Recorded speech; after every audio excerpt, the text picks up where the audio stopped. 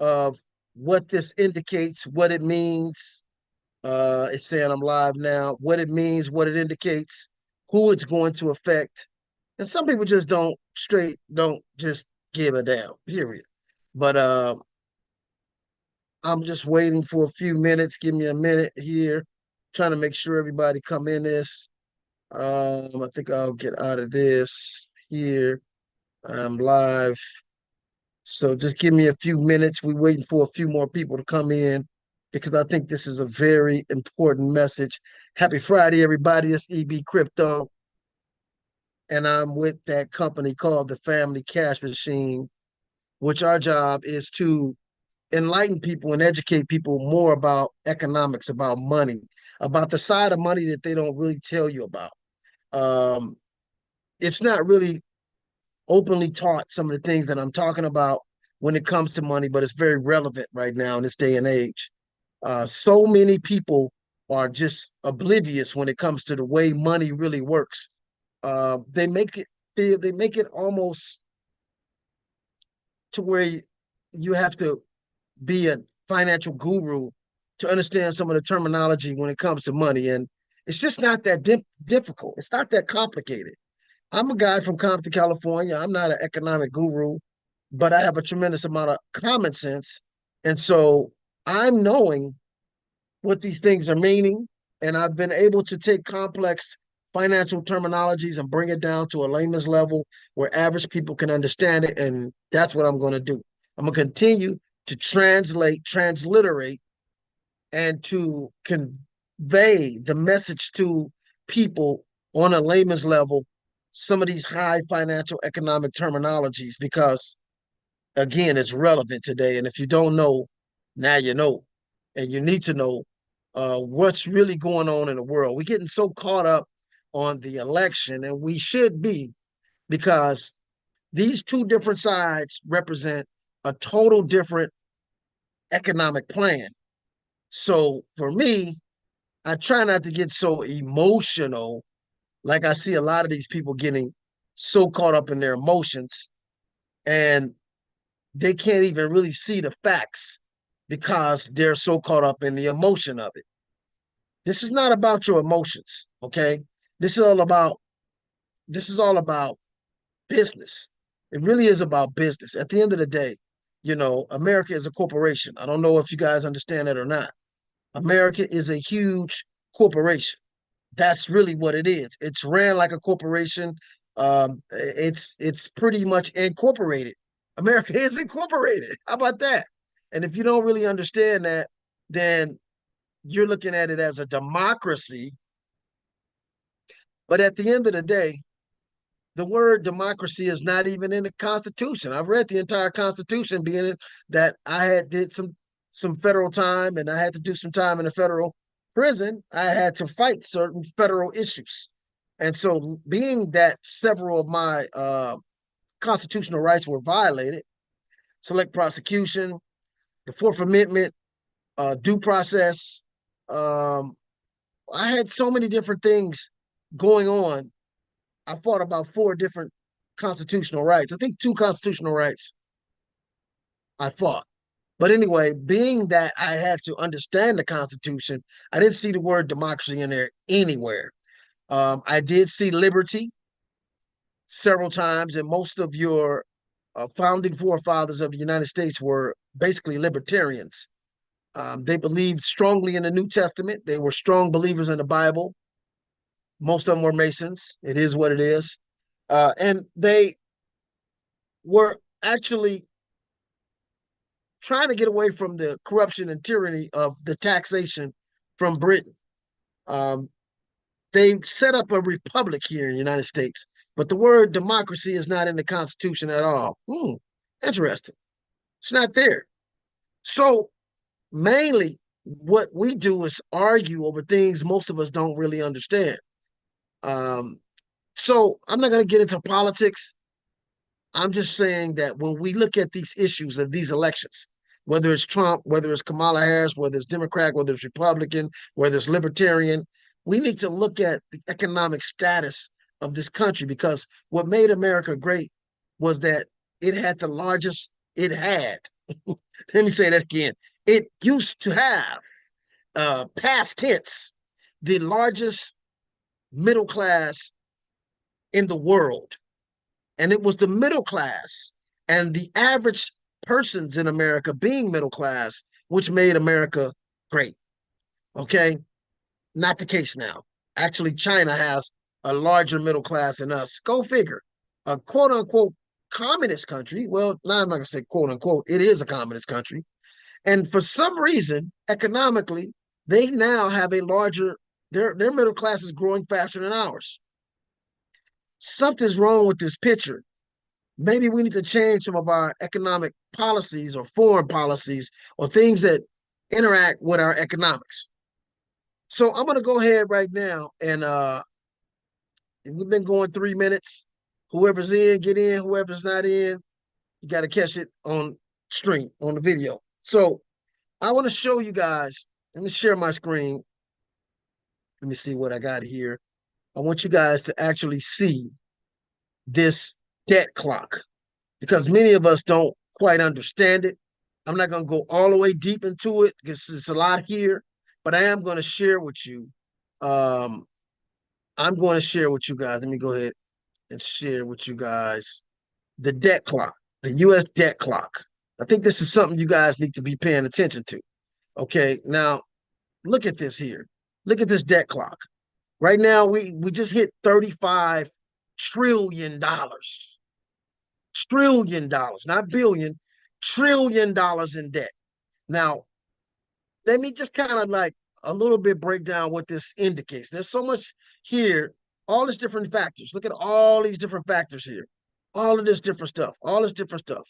So many different factors that is what contributes to the value of the dollar. You know, but if you notice, most of the stuff with taxes is in green. Look at that. Federal taxes, green. All the other stuff, State Department, debt per citizen, all in the red. Interesting. Taxes is in green, but everything else dealing with the average individual and citizen of the United States is red. Okay, so $35 trillion. This number here, debt per citizen. This means every child that's born, before they even get a job, just born. I just had twins, my first grandchildren. Okay, twins. This indicates that both of those twins, each one, automatically are born into $100,000 of debt before they even start working.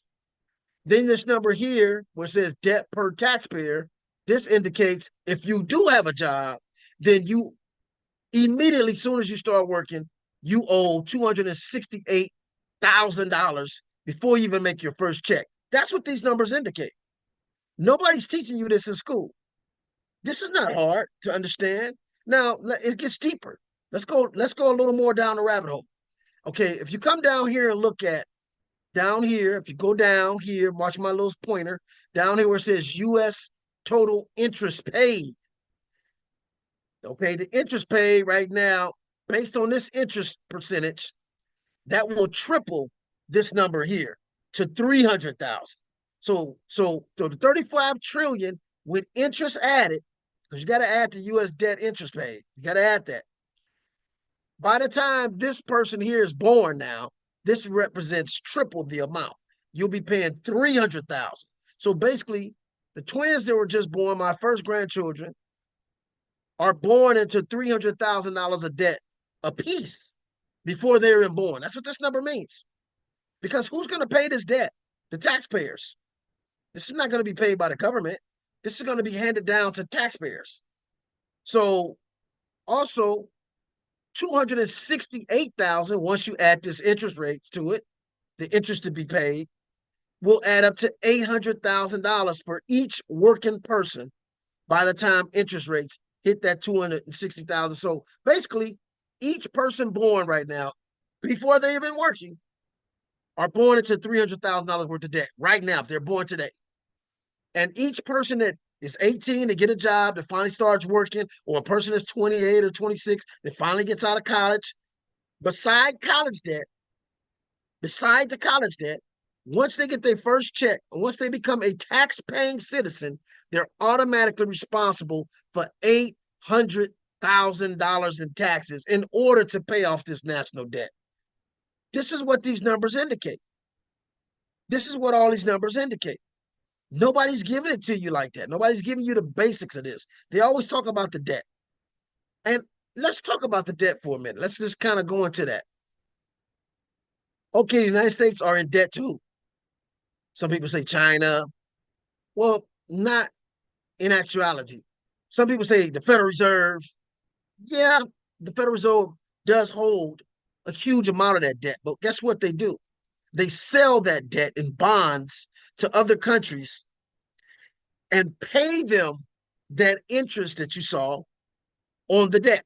So a lot of different countries that buy bonds, US bonds, then they anticipate to receive a return, ROI, return on their investment of purchasing this debt from the United States, which you're going to pay.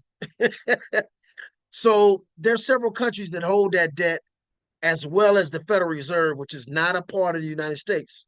I'm going to say that again. The Federal Reserve Bank is a central bank. Go and Google central banks. It is a private bank that has nothing whatsoever to do with the United States. And this was fought. This was years and years and years that Congress denied it a central bank in the United States because they understood, coming from Europe, how central banks bankrupt countries and started wars and financed both sides of these wars. So Abraham Lincoln refused to sign a central bank act, and I believe that was one of the motivating factors of why he was murdered, not because he freed the slaves, so-called freed the slaves. He emancipated the slaves, but because he would not agree to a European bank or European investors or European bankers setting up a central bank here, I believe that's why he was murdered. Okay. So that central bank in the United States is the real reason why we have this debt. Okay. Wars that we fought, we still haven't paid back all the money from the different wars that we're involved in: Afghanistan, Iraq, excuse me, and soon to be Iran. So all these different wars cost. It costs money to move 100,000 troops across the world. 100,000 troops boots, 1,000,000 troops boots, weapons, backpacks, bulletproof vests, helmets. All of that costs. There's a cost to transport all these soldiers and feed all these soldiers and provide ammunition for these. It's never profitable for war, no matter what they tell you. Everybody say, oh, war is profitable. Yeah, war is profitable for corporations. War is profitable for the defense corporations that make defense equipment. A war is profitable for international bankers and banks, but it's not profitable for countries. Countries actually go into debt when there's wars. So that $35 trillion debt, let's look at that one more time. I'm going to break this down one more time for y'all to miss this video. Y'all need to see this. This $35 trillion worth of debt represents, as you can see here, it says debt per citizen, 104,000. So as soon as you're born, before you've been working, there's $104,000 of debt you're born into. Whoa, whoa, whoa, whoa, whoa. Not quite. You go down here and you look at the total interest on that debt right now, which is $4 billion and counting, and look how fast it's going. Based on that percentage, this 100,000 will be 300,000. Will almost triple. Will be 300,000 by the time it's paid off. So basically, every child that's born today are born into $300,000 of debt, even before they're working. This is just every citizen. And once they get a job and they're working and they become a taxpayer, as right here, debt per taxpayer, it's $268,000. Whoa, whoa, whoa, whoa, whoa. Then we go back down here and add this interest, which will make this triple to $800,000 that each tax-paying citizen will be responsible for the moment they get a job in order for us to pay off this debt. That's how massive that is. That's how massive that is. This is not counting your student loans. This is not counting your personal loans, your car loans, your home loans, none of that. This is just the debt the U.S. national debt. And in order to pay off this debt, remember, the government's not going to pay this off. This is going to be paid by taxpayers. So if you think you're crying about inflation now, you're really going to be crying as they continue to go up on taxes. Now, where's this inflation coming from? Well, the inflation is coming from the printing of money. That's basically all it is. The more money they print, the less the dollar is worth. And they haven't stopped the printing presses yet. So this is serious. And this is why we need a new system. This is why I'm with blockchain technology, because our currency systems around the world needs to be revigorated. I mean, there needs to be a whole new there needs to be a whole new system in play, because the systems that we've been using is not working. It's not working for the people. It's working for bankers. It's working for corporations, but it's not working for the people. Really need to reboot the whole system. Now, they do have plans, and they've been planning this for years, to reboot the economic system. They call it the economic global reset that's coming up. This has been talked about for years and years and years. If you guys read any kind of books dealing with, economics, you have to read books like, you want to read books by Murray Rothbard. You want to read economic books by some major economic individuals. So if you read actually a book called Behold the Pale Horse, that talks about actually how they're going to reset globally in accord to this globalist plan, which is not to the benefit of the masses. They want to get rid of fiat currencies and all, and come up with a digitized system that they can control, they can monitor, and they'll have everybody on a microchip, which basically the Bible kind of calls the mark of the beast, and create this digital system and get rid of cash, which will be a very, very dangerous system, a centralized digital system like that. This is why I like cryptocurrency. This is why I like blockchain technology, because things do need to be changed, but we can't actually take in the change from those that got things the way it is. Those that created this problem, I don't think are qualified to give us the solution. See, a lot of times the people that create the problem come up with the solution, and the solution is worse than the problem itself. It's the same thing with these medications. A lot of these medications, basically every commercial I see now is some kind of new medication. And this medication treats this, but it has all these other side effects. Listen to those commercials. Every single commercial talks about all of these different quote unquote treatments for this particular symptom or this particular thing, but then you have all these other side effects. And that's kind of what they're coming up with. This new global economic reset will have solutions to that 35 trillion, but it's going to create all kind of negative side effects for the average human being around the world, and so many benefits for governments and international bankers and central banks. It's not going to be to our benefit. So this is why blockchain technology has the capability of resetting the whole global economics. But guess what? Some people might sit here and say, well, Eric, why do you want this system? Why we can't just leave everything like it is? Why do you want another system that's going to replace what we already have? Because what we have is not working. What we have is clashing. What we have right now is creating hyperinflation to where nobody will be able to afford anything soon. What we have right now is just based on debt. What we have right now creates monopolies where a few people got all the money and everybody else is struggling for the 3 or 4% capital around the world. 90-something% of the capital is owned by just a few people. This is the problem in the world. So now with blockchain technology, we have an ability to restart the way companies are run. Okay. Now I'm going to give you these options. Would you rather have the government reset the economics and the governments have total control of money and the governments have total control of what you spend, what you make, how they tax you on, and how you transact? Or would you rather have central banks, which are private banks? Would you rather have them be in control of all the money in the world, the distribution of money, the transactions of money, the value of money, or would you rather have the people? That's what blockchain technology represents. The people decide what value is. The people be in control of their own transactions. The people be in control of free trade, free buying and selling. The people be in control of their own value.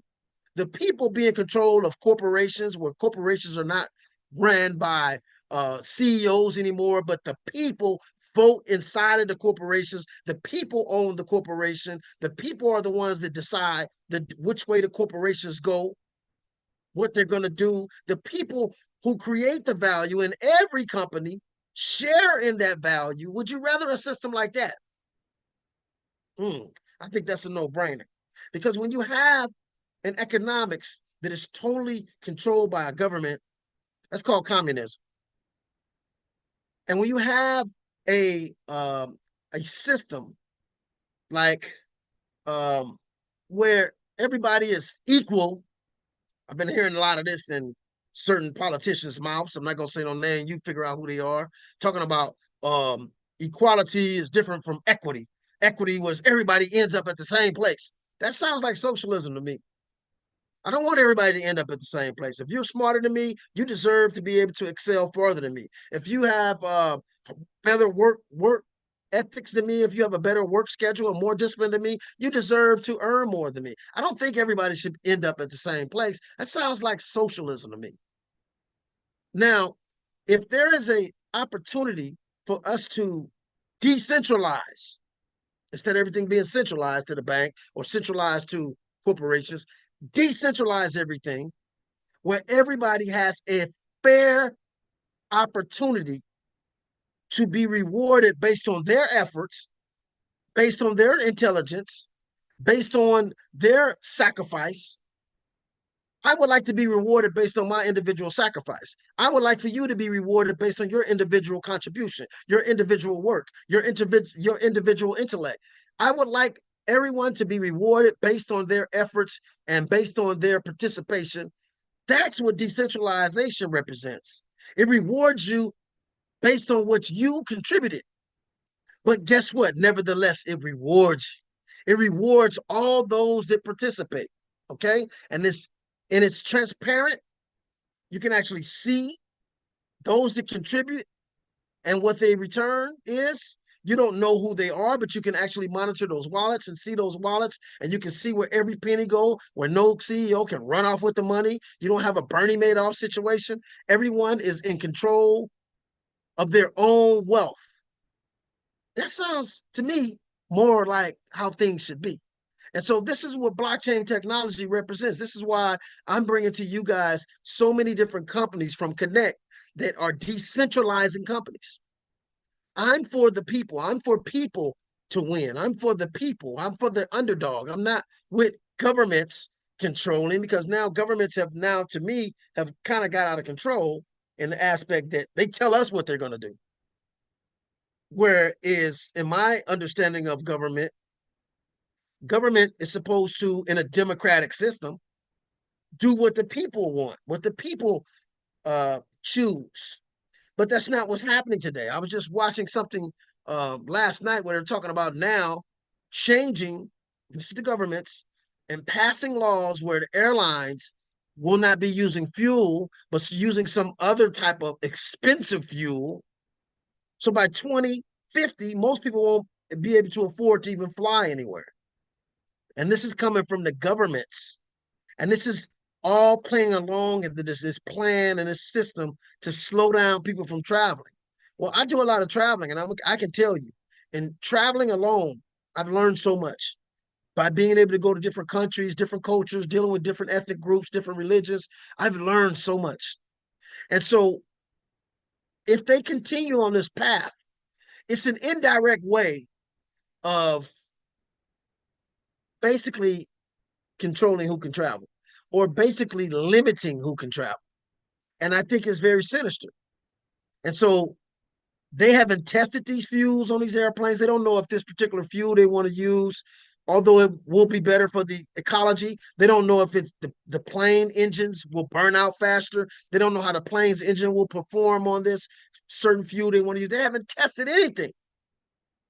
They don't know how the engines of these planes are going to respond with this particular fuel they want to use. They just know it's going to be better for the environment. So in that manner, we all are going to agree. But guess what? We're not going to agree when those plane tickets triple and quadruple.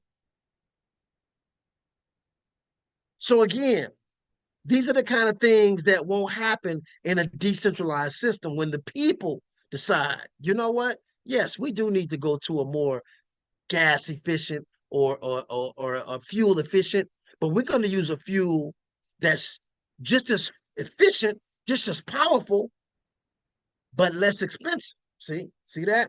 That can be the people's choice, not the government's choice. Because at the end of the day, we're the one paying these tickets. We're the one that's flying. We're the ones, we're not making, the kind of money those congressmen are making. Some of them have come out of Congress multimillionaires because of they got inside information with these companies. Most of congressmen trade, and they're trading because they get inside information on what's going on with these corporations, or they're in positions where they could legislate certain regulations and laws that might negatively affect certain corporations and positively affect certain corporations. And them being in a position, knowing what laws are going to be passed or legislated, they can get in the stock market and capitalize on that. And that's what most of them do. So now it's this new day. We have a new technology on the scene. And we need to let this technology expand itself. We need to let this technology grow. And if you guys want to learn more about this technology, I always have a link underneath here where I've been training people about blockchain technology, how you can get in where you fit in this global economic change and prosper and not be negatively affected by what's getting ready to come down and what's been going down. So many people have been making money in blockchain technology. It's not even funny. They don't even want to really let you guys know how many people have been making themselves digital millionaires overnight in the cryptocurrency blockchain technology space. It's incredible how many people this has been affecting. But they've been making it so hard for the average person to interact with this industry. And they have been going after certain cryptocurrency companies, the SEC and and Congress, trying their best to stifle or suffocate this industry so the big guys can come in and take over, like BlackRock, Vanguard. All the big guys are coming in, Wall Street, and they're coming in to control this industry, but it can't be controlled by anyone because it's decentralized, meaning that anybody with a phone, anybody with a device, a laptop, or a computer, any kind of electronic device, okay, a pad, a iPad, or whatever, any pad, any device could connect to the networks, and the networks themselves are not on a server. Therefore, anybody with a device could connect to the network, can have access to the entire ledger, whatever blockchain that is. This is unstoppable, and they know it's unstoppable. And some people might say, well, they can just cut off the internet. Well, I don't know about that. Right now, I know Bitcoin got about 5 satellites up there right now. And I believe Ethereum has a couple satellites too. So it's going to be impossible to shut this down. Now, they might say, well, they could just shut all the power off in the world. Yeah, they could. The direct connect stuff, they could, but they can't stop solar. They can't stop windmill energy. They can't stop the windmills in the ocean that that picks up motion from the waves and spin those and create energy. They can't stop energy, period. Energy is everywhere. So when we start understanding that and stop being so centralized in our thinking and understand that energy can't be stopped, radio waves can't be stopped. You can actually perform blockchain on radio waves. Radio waves are everywhere, and even some of the rays that we get from the sun. You got X-ray, gamma ray, beta rays, all these different rays can be conducted and directed to anywhere. So it's really no way they can stop it. When you really understand energy, when you really understand radio waves, electrical waves, they can't stop this. It's no way. The only way they can stop it is to brainwash you to make you think they have control of it when they don't have control of everything that happens in blockchain technology. But again, we need a new system. I just showed you guys $35 trillion in debt would mean that every child born is born into $104,000 of debt without the interest. With the interest, it triples. It's $300,000 worth of debt. Every child is born. And a taxpayer, anybody that has a job, it jumps up to $268,000 per taxpayer. Whoa, whoa, whoa, whoa. That's without the interest. Once the interest is added, at the percentage of interest rate, that's $800,000 that is every taxpayer working person is responsible for in order to take that $35 trillion down. And it's growing every day. And we're talking about more wars. It's going to continue to grow. So we need to wake up and understand economics, understand how we can prosper, even though all that opposition is going on against the US dollar. Once you understand what's going on against the US dollar and you start positioning yourself in this blockchain technology and understanding AI, understanding decentralization, and you start maneuvering in those realms, you're going to be okay no matter what happens. Trust me, you're going to be okay. Because when the dollar has little value, you'll have things that have value. You'll have assets that have value.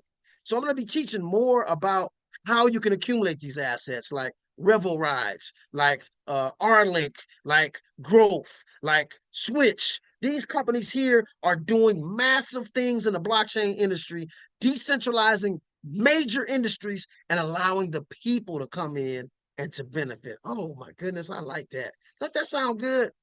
Don't that sound good? Opening up new ways for people to make money in a way that can't be stopped. And in a way that the people decide what's going on with these companies, which way these companies are going to go. The decisions of the companies are made by the people. There's no CEO. It's just networks on networks on networks. And as long as you're a part of the network, you have a vote. That to me sounds more democratic than what we have today. What we have today is more of an oligarchy where there's a few entities with money and corporations and huge families that control everything. That's really what's going on. So when you hear them reporters asking the candidates, whether it's Trump, whether it's Trump or whether it's Harris, when you hear them asking them about inflation, then you know they don't really know how inflation works.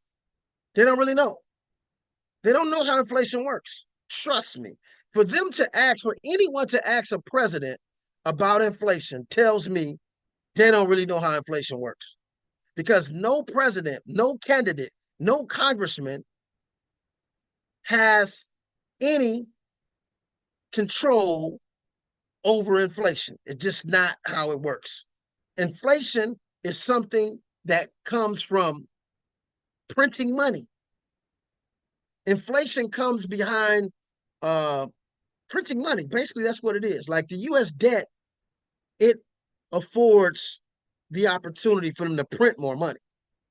Okay, so when we had the stimulus package, let me just back up a little bit. In 2008, when the whole global economy crashed, there was a $900 billion bill that was signed by Obama. Pretty much didn't have a choice. He had to sign that because we had Congress had already passed it, so he had to sign it.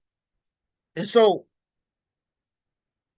that $900 billion was printed. If you notice, 2 or 3 years after that first stimulus package, around 2010, 11, you started noticing prices going up a little bit. Okay, it really wasn't prices going up, it was the value of the dollar going down. Then we had a global situation called the pandemic. That's what I call it because it was planned. Pandemic happened, and you had a situation where everybody was off for months. So not just the United States, but several countries created their own stimulus packages to stimulate the economies. Okay. It was a temporary band-aid. So the United States had about $7 trillion going to stimulus, whether it was the PPP, the EIDL, whatever those loans were. Then you had the unemployment increased. You had so many different stimuluses, and not just America. It was Japan, it was Europe, all these other countries had their own stimulus to stimulate their economies from that 3, 4, 5 month layoff of work and people not being able to pay their bills. And there were some mandates on landlords not to be able to kick their tenants out, which caused the landlords, you know, I don't know how they was able to pay their mortgages. Some people were not able to pay the mortgage if you can't charge your rent. So it was just $7 trillion, not just, but it was over $7 trillion of stimulus. So with that $7 trillion, a lot of people think, oh yeah, the government could just print money. Yeah, they can print money, and they have been printing money. But every time they print money, the dollars in your pocket, the money that you work for that's sitting in your bank loses value. So let's say you worked for 10 years and you got 100,000 in the bank. Just doing a scenario. I don't think anybody in America right now got 100,000 in the bank. I'm not gonna say nobody, but average people with average jobs. You know, in fact, the statistics show average people today are living on debt, living on their credit cards. There are people with millions of dollars in the bank, trust me. But I'm saying average people today, middle class people, quote unquote middle class people, you know, let's say they got 100,000 in the bank. So in 5 years, that 100,000 has lost value. So it's not fair to you that you've worked your butt off for this value that's no longer that value. That value has diminished as far as its spending power. Okay. So that's because of printing and printing and printing money. So what stops governments from printing money? It's not the government that prints money. It's these banks. It's the personal central banks that legislate monetary, which is basically money, the rules of money. Now, I read somewhere last week where the United States is thinking about making Bitcoin legal tender, which means once it becomes legal tender like gold, that means that you can use it to pay bills and stuff like that. It can actually be used and it's already being used. You know, I saw a condo in Westwood, California, down by UCLA, where the guy said he will accept Bitcoins. So it's already being used by some people, and that's your personal choice. And that's why I said I choose to have not just Bitcoin, but a lot of other cryptocurrencies. I choose to have cryptocurrencies because when all else fails, I can exchange gold, I can exchange crypto. A person will take whatever it is for value that has value. If they want $20,000 for a specific car or a specific item, if you got $20,000 worth of Ethereum, I'm pretty sure some people will accept that because they know this is a product that's going to continue to go up in value.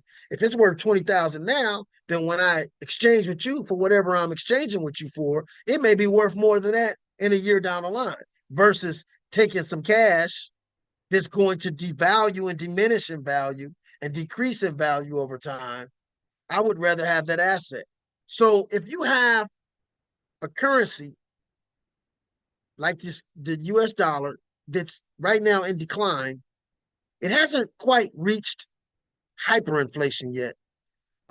Argentina is suffering from hyperinflation, and the hyperinflation they had was basically, I think it was, I want to say, it was basically like, say, for instance, if you're paying $10 today for a loaf of bread, next week it was $30, and then the next week was $90. They were witnessing that kind of hyperinflation where it was kind of tripling. And so this has happened several times in the world. This is not nothing new. This is what happened in Venezuela. This is what happened in Zimbabwe. I think $5 US is $1 trillion Zimbabwe dollar. Think about that. $5 US is $1 trillion bill in Zimbabwe. So That's because they just kept printing, printing, printing, and printing, and printing money, which is what we're doing. And that might have been okay to print when we had gold back in our money and we were equally tethering money balanced with the gold that we had in the US Mint. That might have worked when we had oil back in the money. Now Saudi Arabia is not willing to do that. It's not willing to allow us to keep gold. I mean, excuse me, oil. They're not willing to sell oil for just US dollars. They're taking whatever. They're taking gold. They're taking rubies from Russia. They're taking yuan from China, yen from Japan. They're taking whoever's currency. And that in itself is not conducive to continuing to perpetuate the dominancy of the US dollar. Because when the US dollar was forced to be used in all these oil transactions, it contributed to the value of the dollar. It forced the dollar to be usable, and usability means value. The more you use something, the more value it becomes. So now the dollar is starting to have less use in the world, and we still printing, and we still printing. So all of this is going to catch up with us. So right now is the time for you to learn blockchain technology, because this is a system that can replace the economics that's not based on any rules. What I mean by that is you can just print money. We don't even know how many $100 bills are in circulation. We don't even know how many $20 bills in circulations. I mean, we have a clue on the base cash that's out there, and the base cash that's out in the public is like 10 times more cash than it was 50 years ago. So again, there's more and more and more money being printed, which is making the dollar decline in value. And so it's just that simple. So don't listen to all of the, all of the economic, financial terminology that can just matriculate you into a position where you're like, oh my God, this is too complicated. No, I'm giving it to you in layman's terms. This is basically the lowest layman level the one-on-one I can give it to you. And and they'll say this stuff in technological financial terminology that you don't understand. I'm giving it to you guys raw. This is basically what's going on. So that $35 or $35, I wish, $35 trillion deficit is affecting us all. It's affecting us all. And when they ask Donald Trump and when they ask Kamala Harris or any politician, oh, what about inflation? These reporters are letting me know either they don't understand how money works, or they're deceiving you thinking they don't understand and they already understand, and they know that this particular politician can't answer that question. It's either one of the two, because no politician controls that. No president controls that. This is a private bank controlling this, called the Central Bank of America, which you call the Federal Reserve, which is not federal at all. It has nothing to do with the government. And this is what people need to understand. Once you understand that, then you kind of like get, okay, you start seeing what's really going on. Okay. And so this is why I'm saying it's to you to learn this stuff.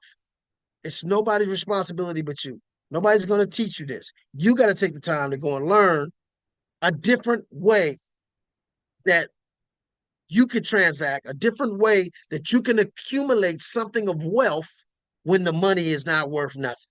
So with that, I'm gonna go ahead and sign out, y'all. This is EB Crypto Family Cash Machine.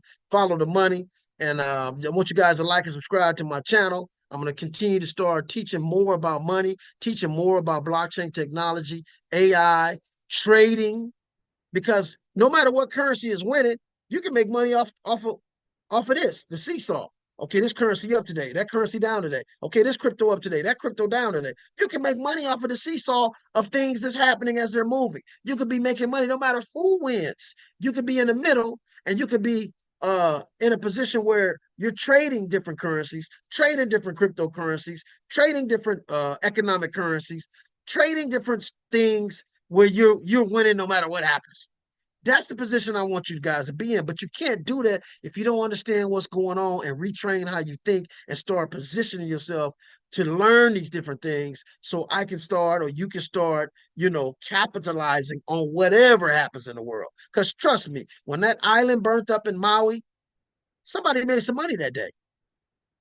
Because based on that island burning up, you don't think they had to ship in things? They had to ship in a bunch of things, and more things they had to ship in, those products went up.